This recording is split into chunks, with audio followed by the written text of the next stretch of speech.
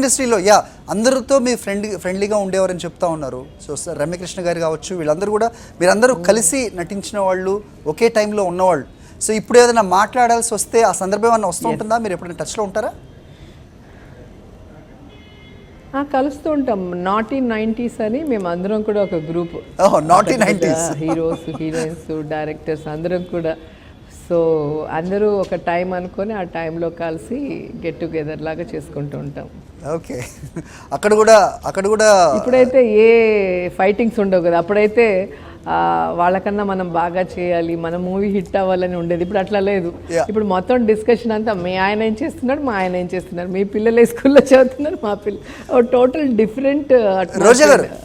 ఈ మాటలన్నీ సర్వసాధారణంగా అనిపిస్తుంది. అప్పుడు మాట్లాడుకున్న మాటలకి ఇప్పుడు మాట్లాడుకునే మాటలకి చాలా డిఫరెన్స్ ఉంటుంది. కాదు మీరు చెప్పే మాటలు సర్వసాధారణంగా అందరూ గృహిణులు మాట్లాడుకునేది, హౌస్ వైఫ్స్.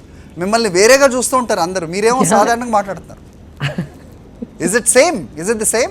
స్టార్స్ అవన్నీ ఆడవాళ్ళే అండి. ఇంట్లో గృహిణి అయినా, లేదా టాప్ మోస్ట్ పొలిటీషియన్ అయినా, లేదా టాప్ మోస్ట్ బిజినెస్ మ్యాగ్నెట్ అయినా, ఆడవాళ్ళు కలిస్తే మాట్లాడుకునే మాటలు ఆల్మోస్ట్ అలాగే ఉంటాయి. జ్యువెలరీ గురించి, లేదా శారీస్ గురించో, డ్రెస్సెస్ గురించో, లేదా వాళ్ళ ప్రాపర్టీస్ గురించో, లేదా వాళ్ళ హస్బెండ్ ఏం చేస్తున్నారనో, వాళ్ళ పిల్లలు ఏం చదువుతున్నారో, ఇలాంటివే ఉంటాయి మ్యాక్సిమం. రైట్. మీ జీవితంలో మరో కొత్త సంవత్సరంలోకి అడుగు పెడుతున్నారంటే బర్త్డే ద్వారా. సో అనదర్ ఇయర్, ఈ బర్త్డే సెలబ్రేషన్స్ని ఎలా ప్లాన్ చేశారు ఇంట్లో వాళ్ళు? అండ్ ఈ సంవత్సరంలో మీరు ఏమైనా అనుకుంటున్నారు? చాలామంది రెజల్యూషన్ చేసుకుంటూ ఉంటారు, ఈ సంవత్సరం నేను ఇది చేస్తాను, అవన్నీ నమ్ముతారా మీరు? ఖచ్చితంగా మనకంటూ ఒక ఎయిమ్ ఉండాలి లైఫ్లో. ఎయిమ్ ఉంటే కనీసం 50% అన్నా రీచ్ అవ్వడానికి మనం ప్రయత్నిస్తాం. అసలు ఎయిమే లేకపోతే ఎటుపోతుందో గాలిపటం అన్నట్టు లైఫ్ ఉంటుంది. కాబట్టి ఎప్పుడూ కూడా 100% మనం ఎయిమ్ చేసి కష్టపడాలి. ఎంతవరకు రీచ్ కాగలమో హ్యాపీగా ఉండాలి. సో నేనైతే లాస్ట్ 5 years నేను ఎమ్మెల్యే అయినా కూడా ప్రతిపక్షంలో ఉండటం వల్ల అనేక సమస్యల్ని పరిష్కరించలేక వాటి మీద ఫైట్ చేయగలిగాను, సపోర్ట్ చేయగలిగాను. కానీ ఈరోజు గవర్నమెంట్ ఉంది కాబట్టి ఆ సమస్యల్ని ఖచ్చితంగా పరిష్కరించి 30 yearsగా నగిరిలో చెంగారెడ్డి గారు, ముదికృష్ణ నాయుడు గారు ఎమ్మెల్యేలుగా ఉన్నారు, మినిస్టర్లుగా కూడా చేశారు. కాబట్టి సో వాళ్ళు చేయలేనిది చేసి నా మీద నమ్మకం పెట్టి నన్ను 2 సార్లు గెలిపించిన నగిరి ప్రజల చేత శభాష్ అనిపించుకోవాలన్న ఆశ అయితే నాకు ఉంది. రైట్. మీ బర్త్డేకి తప్పనిసరిగా విష్ చేసే మీ స్నేహితులు ఎవరండి? ఇండస్ట్రీ అవ్వచ్చు, పాలిటిక్స్ అవ్వచ్చు, మీ ఫ్రెండ్స్ అవ్వచ్చు.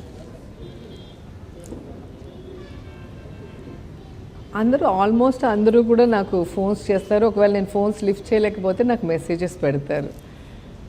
ఓకే. నా ఫ్రెండ్స్ అందరూ ఉన్నారు. మీనా ఉన్నారు, రమ్య ఉంది, రాధికక్క ఉంది.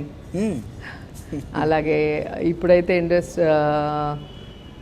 ఫిల్మ్స్కి వచ్చిన తర్వాత లీగల్గా అయితే నాకు నర్మదాన్ ఉన్నారు, హైదరాబాద్లో భార్గవి అని ఉన్నారు.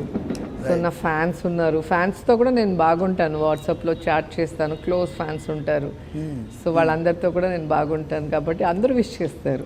ఫిల్మ్ ఇండస్ట్రీలో మీ బెస్ట్ ఫ్రెండ్స్ ఎవరండి? ఎవరు ఉన్నారా? ముందుగా ఎవరు చెప్తారు పేరు అడిగితే?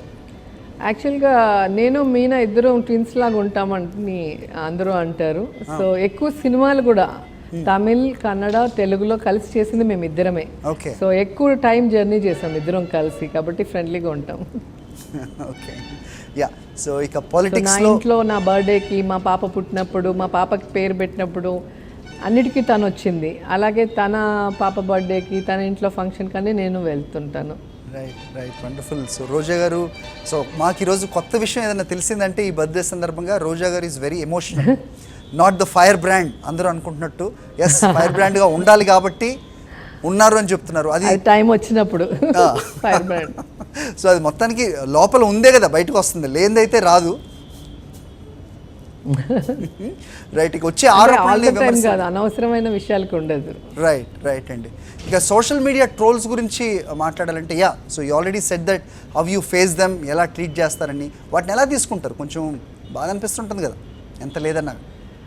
అదే అన్నాను కదా, విమర్శ విలువైనదైతే ఖచ్చితంగా దాన్ని మనస్ఫూర్తిగా తీసుకుంటాను, కరెక్ట్ చేసుకోవడానికి నేను ప్రయత్నిస్తాను. అలా కాకుండా కక్ష సాధింపుగా ఉండే ట్రోల్స్ మనం చూసాము, వల్గర్ ట్రోల్స్ చూసాము, అండ్ ఫ్యామిలీస్ అన్నీ హర్ట్ అయ్యేలాగా ట్రోల్స్ మనం చూస్తున్నాం.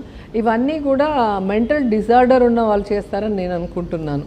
ఎందుకంటే నిజంగా మంచి ఫ్యామిలీలో పుట్టిన వాళ్ళు, మంచిగా చదువుకున్న వాళ్ళు, మంచి థాట్స్ ఉన్నవాళ్ళు ఎప్పుడూ కూడా విమర్శ అనేది అవతలి వాళ్ళు దాన్ని అర్థం చేసుకొని మార్చుకునేలాగా ఉండాలి. కానీ వాళ్ళని హట్ చేసి వాళ్ళు బాధపడి ఆ ఫీల్డ్లోంచి వెళ్ళిపోదామా అనిపించే విధంగా అసహ్యంగా ఉండకూడదని నేను అనుకుంటున్నాను. అలా ఎవరైనా చేస్తే వాళ్ళ ఇంట్లో ఫ్యామిలీ మెంబర్స్ వాళ్ళని కరెక్ట్ చేయాలని కూడా కోరుకుంటున్నాను. రైట్. ఇక సినిమాలో ఒక వెలుగు వెళ్ళారు, మీరు చెప్పినట్టుగా బుల్లితెరపై ఎంటర్టైన్ చేస్తూనే ఉన్నారు. ఇక యాక్టింగ్ జర్నీ గురించి ప్లస్ నేను టీవీ గురించి ఇలాగే కంటిన్యూ అవుతారా? ప్రేక్షకులకి దగ్గరగా ఉండడానికి టీవీ ఒక మార్గంగా మీరు ఎంచుకున్నారా రోజా గారు? ఖచ్చితంగా అండి. ఎందుకంటే ఈరోజు టీవీ అనేది ప్రతి ఇంటి లోపలికి వెళ్ళిపోయింది, వంటింటి వరకు. ట్రూ. సో ఈరోజు మనని అభిమానించే వాళ్ళకి మనం దగ్గరగా ఉండటం అనేది చాలా ముఖ్యం. అది పొలిటికల్గా మాకు అదొక మైలేజ్ కూడా. ఎందుకంటే ఇప్పుడు మమ్మల్ని సొంత సిస్టర్ లాగో, సొంత వదిన లాగో, సొంత కూతురు లాగో ఫీల్ అవుతూ ఉంటారు. సో అలాంటి అదృష్టం అందరికీ దొరకదు కాబట్టి అది నేను వదులుకోవాలని అనుకోవట్లేదు. థ్యాంక్ యూ సో మచ్ రోజా గారు. సో మీ బర్త్డే సందర్భంగా మాకు ఈ సమయాన్ని ఇచ్చారు. సో ఈ రాబోయే రోజుల్లో కూడా మీరు ఏది అనుకుంటే అది దాంట్లో సక్సెస్ రావాలని మేము సాక్షి తరపున మనస్ఫూర్తిగా కోరుకుంటున్నాం. Thank you so much for being with us.